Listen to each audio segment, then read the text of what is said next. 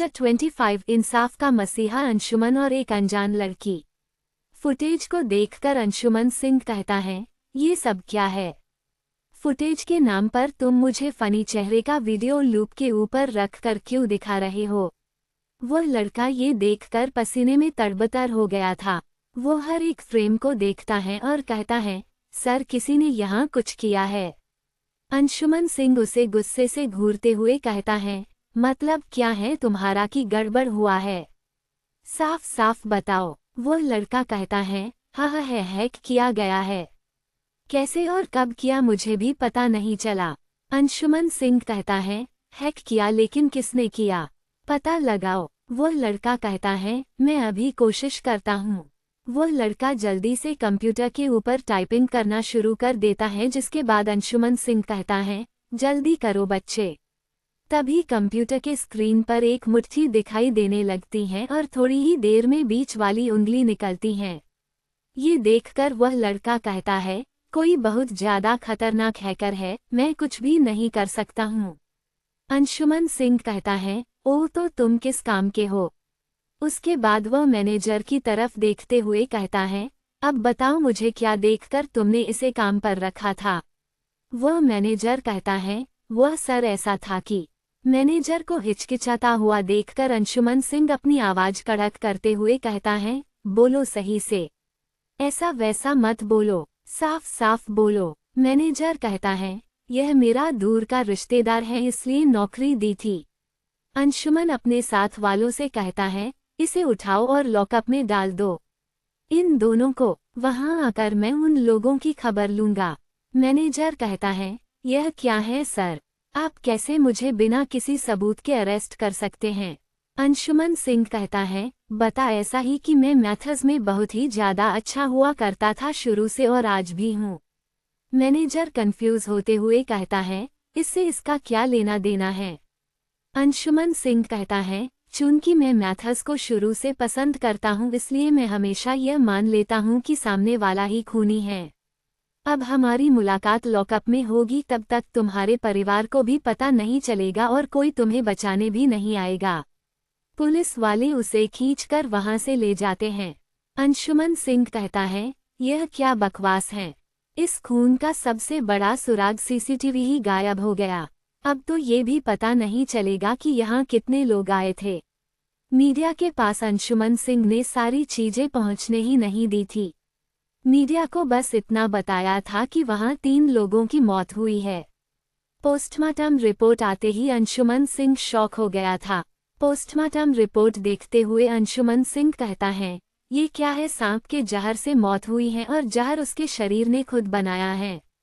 भांग फूंक कर रिपोर्ट बनाया है क्या? रिपोर्ट बनाने वाला फॉरेंसिक एक्सपर्ट कहता है, बिल्कुल भी नहीं सर, अच्छी तरह से देखा है और कई बार देखा है और उसके बाद यहाँ लेकर आया हूँ।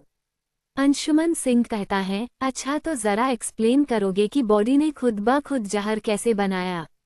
फॉरेंसिक एक्सपर्ट कहता है, उसके लिए आपको एक कहानी सुनानी पड़ेगी। अंशुमन सिंह कहता है, मेरे पास इतना वक्त बिल्कुल भी नहीं है। फॉरेंसिक एक्सपर्ट भी चिल्लाते हुए कहता है, जाओ तो फिर मैं नहीं बताऊंगा, खुद जाकर पता कर लो। हर बार का ये है। अब मैं टॉर्चर बर्दाश्त बिल्कुल भी नहीं करूंगा। अंशुमन सिंह शॉक होते हुए कहता है, हाँ ठीक है, आराम से सुनाओ जो सुनाना चाहते हो। वह फॉरेंसिक एक्सपर्ट कहता है, जैसा कि आप जानते हैं कि अगर हम किसी के दिमाग को ये भरोसा दिला देते हैं कि ये है तो शरीर खुद ब खुद वह करने लगता है। एक साइंटिस्ट ने ये पता करने के लिए 3 कैदियों के ऊपर एक्सपेरिमेंट किया जिन्हें फांसी की सजा दी गई थी। उनके इजाजत से ही ऐसा किया गया था। फॉरेंसिक एक्सपर्ट उसके बाद कहता है, उसके बाद उन तीनों को एक जगह बैठाकर उनके आंखों के ऊपर पट्टियों को बांध दिया गया। उसके बाद 2 नुकीले रॉड को उनके पैर में चुभाया गया। उन्हें उसके बाद बांधकर वहां उस कमरे में पूरी रात के लिए छोड़ दिया गया। अगले दिन जब देखा गया तो तीनों के तीनों जहर से मर गए थे। अंशुमन सिंह कहता है, किसी फिल्म की कहानी सुना रहे हो क्या? फॉरेंसिक एक्सपर्ट कहता है, भाड़ में जाओ तुम, ये पकड़ो अपना पोस्टमार्टम रिपोर्ट और देखो कि आगे क्या करना है। अंशुमन सिंह कांस्टेबल से कहता है, तो फिर बुलाओ मीडिया को। आज एक केस को सॉल्व करने का वक्त आ गया है। अंशुमन बाहर निकलता है और फिर उसके बाद मीडिया के सामने जाकर सीधा कहता है, थिएटर में सांप घुसने की वजह से 3 लोगों की मौत हो गई। ज्यादा भीड़ होने की वजह से उन लड़कों ने बाहर निकलने की कोशिश की लेकिन जा नहीं सके और उनकी मौत हो गई। अंशुमन सिंह ने ये केस एक ही दिन में खत्म कर दिया था। ये खबर मीडिया ने फैलाकर अंशुमन सिंह को इंसाफ का अगला मसीहा घोषित कर दिया था। ये खबर प्रतीक देखते हुए कहता है, क्या बात है, इसने तो कमाल कर दिया, लेकिन ऐसा क्यों किया? सीसीटीवी कैमरे को देखने के बाद तो कोई भी ये बता सकता था कि यह एक खून था। लगता है कि पुलिस भी अब शॉर्टकट मारने लगी है। प्रतीक अब अपने अगले शिकार के ऊपर अपना मन बना चुका था। प्रतीक ने पता किया था और उसे पता चला था कि सात्विक को सबसे ज्यादा मारा सिर्फ वे 3 लोग ही थे जो जिंदा थे, सिद्धार्थ, प्रत्युष और आयुष। प्रतीक इन तीनों को ऐसी मौत देने वाला था कि इनकी रूह भी कांप उठेगी उसके बाद। इधर जब से सिद्धार्थ को पता चला था कि उसके 3 साथी सांप काटने की वजह से मर गए, तब से वह काफी पैनिक कर रहा था। सिद्धार्थ अपने पूरे रूम को तहस नहस कर चुका था। आयुष और प्रत्युष बस खड़े होकर उसे देखते जा रहे थे। सिद्धार्थ कुर्सी को उठाकर फेंकते हुए कहता है, ये सब तब शुरू हुआ जब सात्विक मर गया। तभी मुझे लगा कि उसके दोस्त ने हमें मारना शुरू किया है, लेकिन फिर मामा ने कहा कि उन्होंने भी कईयों को मरवाया है। साले किलर ने मामा को धमकी दी, लेकिन मुझे क्यों टारगेट कर रहा है? आयुष कहता है, आपने ही तो कहा था सिद्धार्थ भाई, मामा जी के लिए आप उनके लिए उनके बेटे से भी बढ़कर हैं, इसलिए शायद वह आपको टारगेट कर रहा है। सिद्धार्थ कहता है, अभी जाऊंगा मैं, उसके बाद मामा से कहूंगा कि मुझे सिक्योरिटी दे। मैं कैसे भी मरना नहीं चाहता, मैं मरना नहीं चाहता हूँ। ये कहते हुए सिद्धार्थ एक और कुर्सी को लात मारकर दीवार के ऊपर फेंक देता है। उसके बाद वह वहां से चला जाता है। वह देखकर आयुष प्रत्युष से कहता है, तुम्हें नहीं लगता है क्या कि सिद्धार्थ खुद को बचाने के लिए हमारी भी बलि दे सकता है? सब मर गए हैं, मुझे डर लग रहा है यार। प्रत्युष कहता है, हॉस्टल अभी सबसे ज्यादा सेफ जगह है, उसमें भी सिर्फ हमारा कमरा, बालकनी के दरवाजे को बंद रखना है, उसे किसी भी कीमत पर खोलना नहीं है। सिद्धार्थ साला भाड़ में गया, उससे दूरी बनाकर रखनी जरूरी है। अभी जितनी दूर रह सकते हैं हमें उतना दूर रहना है उससे, वरना अगला नंबर हमारा लग जाएगा। ये खबर जब कॉलेज में हर तरफ फैली थी तो वहाँ खौफ का माहौल बन गया था। एक ही महीने में अब तक 5 खून हो गए थे, वह भी एक ही बैच के। उसके अलावा दंगे में भी कुछ मरे थे और कुछ हॉस्पिटल में अभी भी मौत को जूझ रहे थे। पुलिस जो अभी भी कॉलेज के अंदर पहरा दी हुई थी, उन्होंने अपने सीनियर के ऑर्डर पर अगले कुछ दिनों के लिए कॉलेज को आइसोलेट कर दिया था। इस वजह से अभी तक तो कॉलेज सबसे ज्यादा सेफ जगह थी। पुलिस ने अब कॉलेज को चारों तरफ से घेर लिया था। चप्पे चप्पे पर पुलिस थी और हर किसी को चेक कर रही थी जो वहां से गुजर भी रहे थे।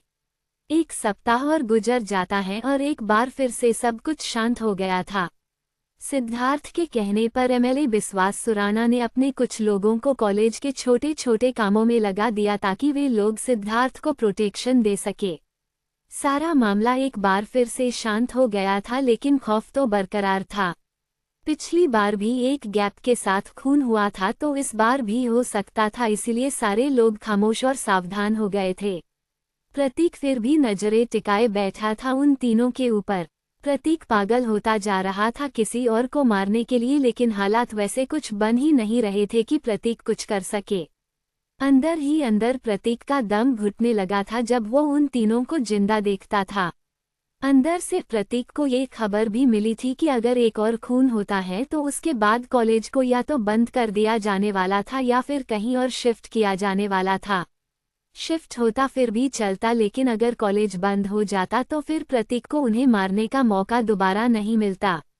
प्रतीक एक लंबा सा गैप लेने का डिसाइड करता है। ये सबसे सही डिसीजन लगा था प्रतीक को। उस रात प्रतीक छत के ऊपर खड़े होकर सात्विक नाम के उस चमकते हुए सितारे को देखते हुए कहता है, क्या बताऊं तुम्हें, 6 लोगों को मैंने मार दिया है, अब 3 और बाकी हैं, और उसके बाद एमएलए बिस्वास सुराना। इस बार जरा वक्त लगेगा लेकिन चिंता मत करो, तुम्हें मैं इंसाफ दिलाऊंगा। हर नियम कानून तोड़ के सिर्फ तुम्हें नहीं सबको इंसाफ दिलाऊंगा जिन्हें नहीं मिलता है। ये सब प्रतीक कह ही रहा था कि तभी प्रतीक के फोन के ऊपर कॉल आने लगता है। प्रतीक जब अपना फोन देखता है तो कंफ्यूज हो जाता है। उसके फोन के ऊपर नंबर ही शो नहीं कर रहा था। प्रतीक मन ही मन कहता है, यह क्या है? मेरा फोन खराब होने लगा है क्या? नंबर ही नहीं दिखाई नहीं दे रहा है। इसका मतलब कि मुझे फिर से खर्चा लगने वाला है। बेचते वक्त तो उसने कहा था कि 2-3 साल तक कोई भी दिक्कत नहीं होगी, चुना लगा दिया मुझे बेचने वाले ने। चूंकि फोन के ऊपर कॉल को उठाने का ऑप्शन आ रहा था, इस वजह से प्रतीक कॉल को उठाते हुए कहता है, हेलो। सामने से एक लड़की की आवाज आती है, हेलो मिस्टर प्रतीक एंथनी। उस लड़की की आवाज काफी पतली और कमाल की थी। प्रतीक एक लड़की की आवाज सुनकर शॉक था। वो मन ही मन कहता है, यह क्या है? एक लड़की ने मुझे कॉल किया। मैंने अपना नंबर तो कहीं भी नहीं दिया। लगता है रॉन्ग नंबर है। बिल्कुल भी नहीं, रॉन्ग नंबर वाला मेरा नाम कैसे जानेगा? प्रतीक कहता है, हाँ मैं प्रतीक एंथनी बोल रहा हूँ, लेकिन आप कौन? सामने से लड़की कहती है, आप मेरा नाम पता छोड़िए और काम की बात कीजिए। प्रतीक मन ही मन कहता है, इस लड़की का दिमाग खराब है क्या? कुछ भी बोलती जा रही है। मैं तो इसे जानता भी नहीं हूँ, तो फिर काम की बात क्या करूँ? प्रतीक एक लंबी सांस लेते हुए कहता है, आप कौन हैं? अगर बता देंगी तो मुझे आपसे बात करने में आसानी होगी। वो लड़की कहती है, मैं आपकी बहुत ही बड़ी फैन हूँ। मैं आपके प्यार में पागल हो गई हूँ।